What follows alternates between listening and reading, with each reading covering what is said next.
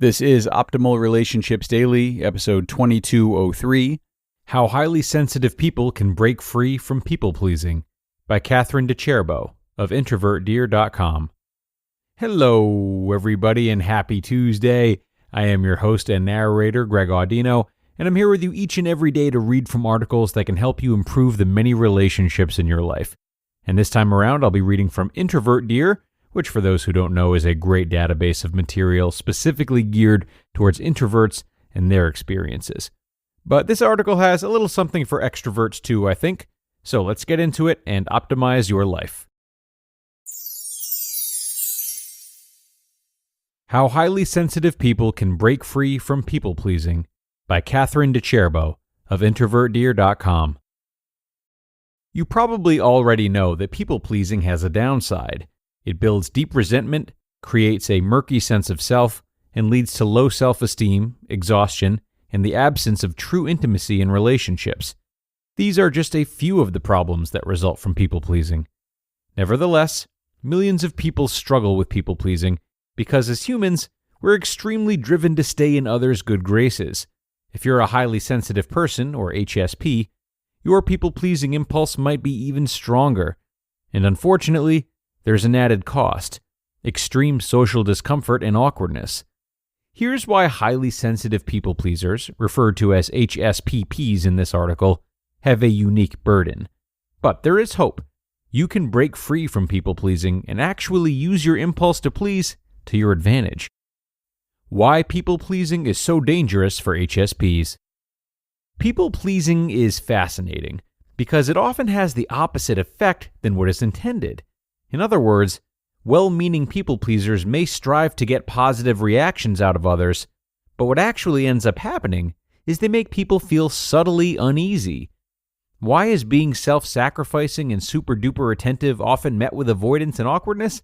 Why does this result in the other person feeling uneasy instead of grateful? Well, because it activates a little spider sense within most people. The recipients of people-pleasing subconsciously ask themselves, who is this person who is so concerned with how I feel and so eager to please me? What are they hiding? A person with no visible wants and needs just doesn't seem right. And in fact, it's impossible not to have any wants and needs. So we have to admit that it does make sense that when we go into people-pleasing mode, our invisibility mode essentially, where we fearfully hide our true selves, other people are going to feel wary around us. Often they themselves don't really understand why. The result is a subtle withdrawal and rejection that can be really painful, especially for an HSPP who is deeply perceptive of it. Unfortunately, the way most HSPPs respond to social awkwardness and rejection is to try to people-please even harder. This is why being an HSPP is excruciating. Your life can become a vicious cycle of people-pleasing, followed by defeat, exhaustion, and intense feelings of rejection. This becomes utterly overwhelming. Use your sensitivity to make people-pleasing mutually rewarding. But if HSPPs are so in tune with how other people feel, why do they keep accidentally alienating others? The answer is that picking up on feelings and understanding their origins are not the same thing. In other words, HSPPs may sense discomfort in their conversation partner, but they may not understand that the discomfort is due to the people-pleasing itself. Fortunately, understanding the why of feelings is something we can master, even if it's not always automatic, even for ultra-aware HSPs. The good news is that you have a unique advantage as an HSPP. Compared to non-sensitive people-pleasers, you will always be able to tell early on when you are making someone uncomfortable. The key is to recognize that this discomfort is due to people-pleasing, and not despite of it. When you realize this, you can turn things around. Instead of making others feel uneasy, learn to show up in your interactions. Start being more explicit about your own needs and desires. Do so in little ways, like voicing your opinion about which restaurant you'd prefer to go to, even if you think your friend will want to go to a different one. For HSPPs, simply learning not to care what other people think, the typical people-pleasing prescription, will never ever work. Instead, you can leverage your profound intuition and empathy to empower yourself to put the kibosh on trying too hard to please. recognizing that it actually makes other people feel bad, not good.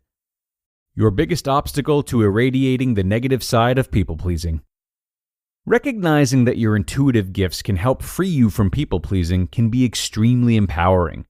However, there is still one more obstacle you'll have to contend with: the inability to decipher the exact source of feelings present in an interaction. In other words, HSPs in general struggle with knowing whether or not a certain feeling came from them or whether they picked it up from someone in their environment. This can lead HSPPs to over-attend to the people around them regarding feelings they don't even have, but that instead belong to the HSP themselves. And that can make it feel almost impossible to make your own wants and needs clear to others. At best, this can lead to awkwardness, but at worst, it can lead to being exploited. So learn to recognize if a feeling is coming from within you or if you've picked it up from someone else. This is a vital skill you'll benefit from honing. Many HSPPs find solitude a great way to get in touch with their own feelings. Another useful strategy is to get into the habit of asking other people simple questions. For example, when blank happened, did it make you feel blank?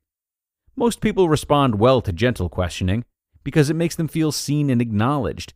So this is a practice you'll probably enjoy implementing. Make your incredible gifts work for you. You probably take pride in your strong intuition and inherent kindness, and you should. As an HSP, you have incredible gifts to offer the world. Just be careful that these tendencies don't lead to exhausting and painful people-pleasing patterns. Fortunately, as you become more skilled in understanding why certain feelings exist, as well as who the feelings belong to in the first place, you can more expertly utilize your intuition and empathy and live a more rewarding life.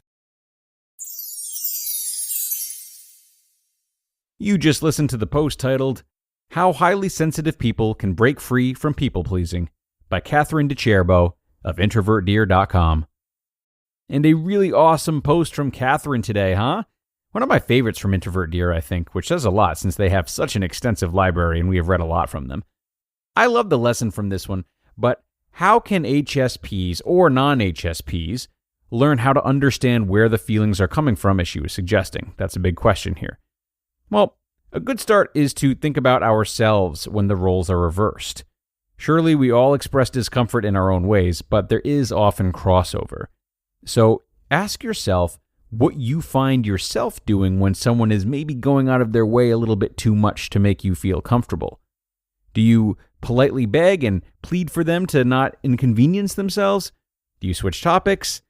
Getting to know how discomfort flows from you in a similar situation is a great start for looking at how it might flow from others, thus improving your ability to identify when difficult feelings are coming from someone who is having a negative reaction to being people-pleased.